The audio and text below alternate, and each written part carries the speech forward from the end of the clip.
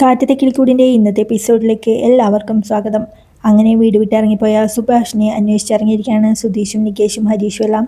അവർ കടകളിലും മാർക്കറ്റിലും റോഡിലും പണി സൈറ്റിലും എല്ലാം സുഭാഷിനെ അന്വേഷിച്ച് പോകുന്നുണ്ട്. അച്ഛനും എല്ലാ കടകളിലും കയറി സുഭാഷ് ഇവിടെ വന്നിരുന്നോ എന്ന് ചോദിക്കുന്നുണ്ട്. എന്തായി എന്ന് ഹരീഷ് നികേഷിനോടായി ചോദിക്കുമ്പോൾ സുഭാഷ് ചേട്ടൻ അവിടെ എങ്ങും എത്തിയിട്ടില്ല എന്നവനും പറയുന്നുണ്ട്. സുഭാഷ് ചേട്ടൻ ഒറ്റയ്ക്ക് പോയിരിക്കുന്ന ഏതെങ്കിലും സ്ഥലങ്ങളുണ്ടോ എന്നവൻ ചോദിക്കുമ്പോൾ സുഭാഷ് ചേട്ടന് നമ്മളെക്കാൾ പ്രിയപ്പെട്ടതായി വേറെ എന്താ ഉള്ളത്? ജോലി കഴിഞ്ഞാൽ വീട്, വീട് കഴിഞ്ഞാൽ ജോലി, വേറെ എവിടെയും പോവാറില്ല എന്ന് നികേഷ് പറയുമ്പോൾ പിന്നെ സുഭാഷ് ചേട്ടൻ എവിടെ പോയതാ എന്ന് ഹരീഷും ചോദിക്കുന്നുണ്ട്. ഹരീഷ് ചേട്ടാ എനിക്കെന്തോ പേടിയാവുന്നു എന്ന് നികേഷ് പറയുമ്പോൾ നീ പേടിക്കേണ്ട, വന്ന് വണ്ടി കയറി നമുക്ക് നോക്കാം എന്ന് പറഞ്ഞ് നികേഷിനെയും കൂട്ടി പോവാണ് ഹരീഷ്. സുധീഷും റോഡിലൊക്കെ ഇറങ്ങി ഓട്ടോക്കാരോടൊക്കെ സുഭാഷ് ചേട്ടൻ്റെ ഫോട്ടോ കാണിച്ച് കണ്ടിരുന്നോ എന്ന് അന്വേഷിക്കുന്നുണ്ട്. അപ്പോഴാണ് സുഭാഷ് ചേട്ടൻ്റെ കൂടെ ജോലി ചെയ്യുന്ന ബായി അങ്ങോട്ട് വരുന്നത് കണ്ടത്. അവിനാഷ് ഭയ്യ സുഭാഷ് ചേട്ടനെ കണ്ടോ എന്ന് സുധീഷ് ചോദിക്കുമ്പോൾ ഇല്ലല്ലോ, എനിക്കിന്ന് ഇവിടെ അടുത്തുള്ള പണിസൈറ്റില്ല ജോലി എന്ന് പറയുന്നുണ്ട്. അപ്പോൾ സുഭാഷ് ചേട്ടനോ എന്ന് സുധീഷ് ചോദിക്കുമ്പോൾ പേരുക്കടവില എന്ന് അവിനാഷ് പറയുന്നുണ്ട്. എന്താ കാര്യം എന്നയാൾ അന്വേഷിക്കുമ്പോൾ അവിനാഷ് ഭയ്യ സുഭാഷ് ചേട്ടനെ രാവിലെ മുതൽ കാണാനില്ല, ഞാൻ എല്ലാ സ്ഥലത്തും അന്വേഷിച്ചു, ഫോണാണെങ്കിൽ വീട്ടിൽ വെച്ചിട്ടാണ് പോയിരിക്കുന്നത് എന്നൊക്കെ സുധീഷ് വെപ്രാളത്തോടെ പറയുന്നത് കേട്ട് ഇന്ന് വിളിക്കേണ്ട ആവശ്യം വന്നില്ല, അതുകൊണ്ട് ഞാൻ വിളിച്ചില്ല, സൈറ്റിൽ വരികയാണെങ്കിലോ എന്നെ വിളിക്കുകയാണെങ്കിലോ ഞാൻ അറിയിച്ചേക്കാം എന്ന് സുധീഷിനോടായി പറയുന്നുണ്ട്. എന്തെങ്കിലും വിവരം കിട്ടി അറിയിക്കണേ എന്ന് സുധീഷ് പറയുമ്പോൾ നിങ്ങൾ ഇങ്ങനെ ടെൻഷൻ അടിക്കേണ്ട കാര്യമൊന്നുമില്ല, സുഭാഷ് ചേട്ടൻ നിങ്ങളെ വിട്ട് വേറെ എവിടെയും പോവില്ല എന്ന് പറഞ്ഞ് അവിനാഷ് ഭയ്യ ടെൻഷനൊന്നുമില്ലാതെ നടന്നു പോകുന്നുണ്ട്. അവിടെ വീട്ടിൽ ടെൻഷനോടെ നടക്കാണ് നിധി. അപ്പോഴേക്കും ഹരീഷും നികേഷും അങ്ങോട്ട് എത്തുന്നുണ്ട്. ഏട്ടത്തി സുഭാഷ് ചേട്ടൻ വന്നോ എന്ന് നികേഷ് ചോദിക്കുമ്പോൾ ഇല്ല, നിങ്ങൾ അന്വേഷിച്ചിട്ട് എന്തായി എന്ന് നിധിയും ചോദിക്കുന്നുണ്ട്. എല്ലായിടത്തും അന്വേഷിച്ചു, കഴിഞ്ഞ 3 മാസമായി ജോലി ചെയ്യുന്ന എല്ലാ സ്ഥലത്തും പോയി, പിന്നെ സുഭാഷ് ചേട്ടന് വേറെ ഫ്രണ്ട്സൊന്നുമില്ല, എല്ലാ സ്ഥലത്തും അന്വേഷിച്ചു എന്ന് ഹരീഷ് പറയുമ്പോഴേക്കും സുധീഷും അങ്ങോട്ട് എത്തുന്നുണ്ട്.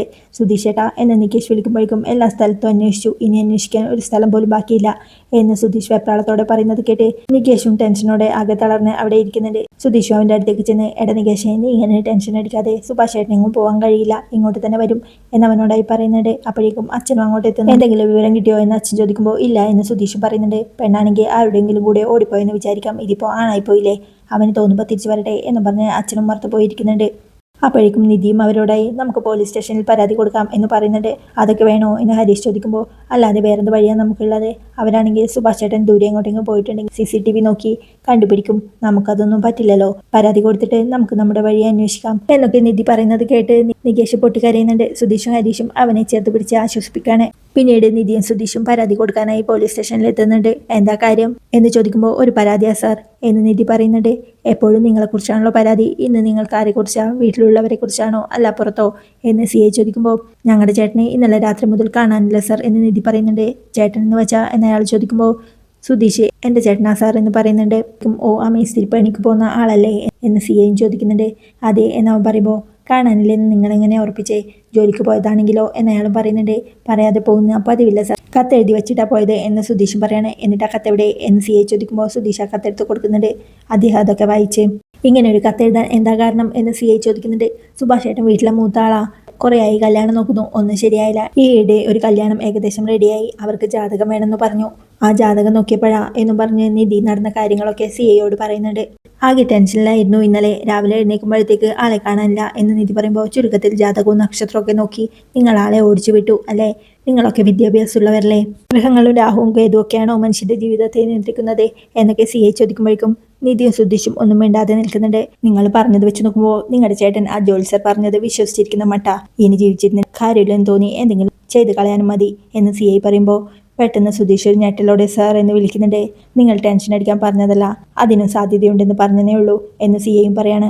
എന്തായാലും നിങ്ങളൊരു പരാതി എഴുതി കൊടുത്തിട്ട് പൊക്കോളൂ, ഞങ്ങൾ അന്വേഷിച്ചോളാം എന്ന് CI പറയുമ്പോഴേക്കും നിധിയും സുധീഷും എഴുന്നേറ്റ് തൊട്ടടുത്തിരിക്കുന്ന പോലീസുകാരൻ്റെ അടുത്തേക്ക് പോകുന്നുണ്ട്. സുധീഷ് ടെൻഷനോടെ നിൽക്കുന്നത് കണ്ട് നിധിയും ഞാൻ പരാതി കൊടുത്തോളാം, സുധീഷ് അവിടെ പോയിരുന്നോ എന്ന് പറയാണ്. സുധീഷും പുറത്ത് പോയി ഒരു ബെഞ്ചിലിരിക്കുന്നുണ്ട്. പിന്നീട് പരാതി എഴുതി കൊടുത്തതിന് ശേഷം നിധി സുധീഷിന്റെ അടുത്തെത്തുമ്പോഴേക്കും സുധീഷ് ആകെ തകർന്ന് അവളുടെ കയ്യിൽ പിടിച്ച് സുഭാഷ് ഏട്ടാ എന്ന് വിളിച്ച് പൊട്ടിക്കരയാണ്. സുധീഷ് കരഞ്ഞുകൊണ്ട് നമ്മളിനി എന്താ ചെയ്യാൻ നിധി എന്ന് ചോദിക്കുമ്പോൾ ടെൻഷൻ അടിക്കാതെ എന്തെങ്കിലും വഴിയുണ്ടാവും എന്ന് നിധിയും പറയുന്നുണ്ട്. പെട്ടെന്ന് സുധീഷ് കണ്ണുനീരൊക്കെ തുടച്ച് വാ നിധി നമുക്ക് സുഭാഷ് ചേട്ടനെ അന്വേഷിക്കാം എന്ന് പറഞ്ഞ് അവളെയും കൂട്ടി വീട്ടിലേക്ക് പോകുന്നുണ്ട്. ഉമ്മറത്തെ ടെൻഷനോടെ നിൽക്കായിരുന്ന അച്ഛനും അവർ വരുന്നത് കണ്ട് എന്തായി എന്ന് ചോദിക്കുന്നുണ്ട്.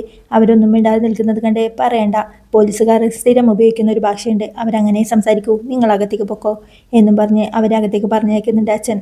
അവിടെ നിൽക്കുന്നുണ്ടായിരുന്ന ഹരീഷും നികേഷും എന്തായി എന്ന് അവരോട് ചോദിക്കുന്നുണ്ട്.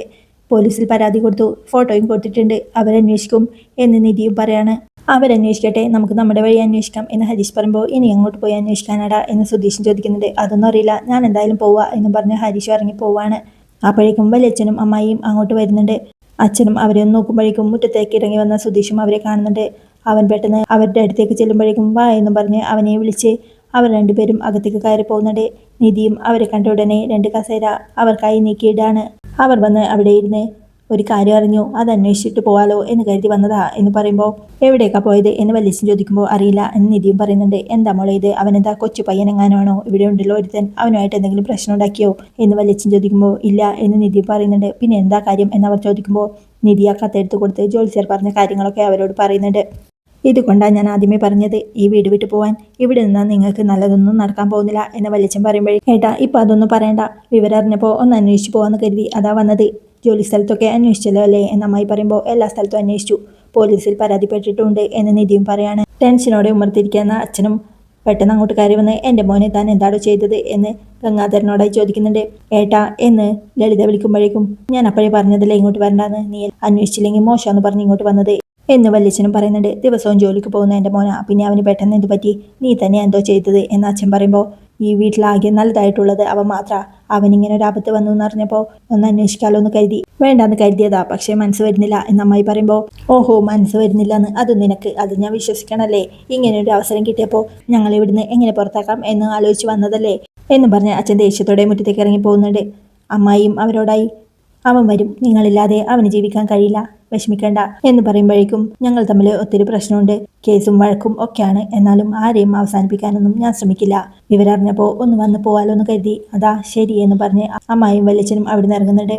പിന്നീട് രാത്രിയാകുമ്പോൾ ഉമ്മർത്ത് ടെൻഷനോടെ ഇരിക്കുകയാണ്. നിധിയും സുധീഷും നികേഷും അച്ഛനും. നികേഷ് ആകെ മരവിച്ച പോലെ ഇരിക്കുന്നത് കണ്ട് നികേഷ് ഇങ്ങനെ ടെൻഷൻ അടിക്കാതെ, സുഭാഷ് ഏട്ടനെ നിന്നൊന്നും കാണാതെ നിൽക്കാൻ കഴിയില്ല, എന്തായാലും വരും എന്ന് പറയുമ്പോൾ നികേഷ് ഒന്നും മിണ്ടാതെ ഇരിക്കുന്നത് കണ്ട് നിധിയും ടെൻഷനോടെ സുധീഷിൻ്റെ അടുത്തേക്ക് ചെന്ന് എനിക്കെന്തോ നികേഷിനെ കാണുമ്പോൾ ആകെ പേടിയാവുന്നു, പകൽ മുഴുവൻ ഞാൻ ശ്രദ്ധിക്കാണ്, അവനൊന്ന് കരഞ്ഞാൽ മതിയായിരുന്നു, സുഭാഷ് ഏട്ടൻ വരാതിരുന്ന അവന് താങ്ങാൻ കഴിയുമെന്ന് തോന്നില്ല എന്ന് നിധി പറയുമ്പോൾ ആർക്കും കഴിയുന്നില്ല നിധി, ഒരു കണക്കിന് ഇവിടെ ഇരിക്കുന്നതേ ഉള്ളൂ, എവിടെ പോയി അന്വേഷിക്കാനാ എന്നാ ഞാനും ആലോചിക്കുന്നേ എന്നൊക്കെ ടെൻഷനോടെ സുധീഷ് പറയുമ്പോഴേക്കും ഒന്നും മിണ്ടാതെ ഇരിക്കുന്ന നികേഷിനെ കാണിച്ചുകൊണ്ടാണ് ഇന്നത്തെ എപ്പിസോഡ് അവസാനിക്കുന്നത്. ഈ കിളിക്കൂടിൻ്റെ ബാക്കി വിശേഷങ്ങളുമായി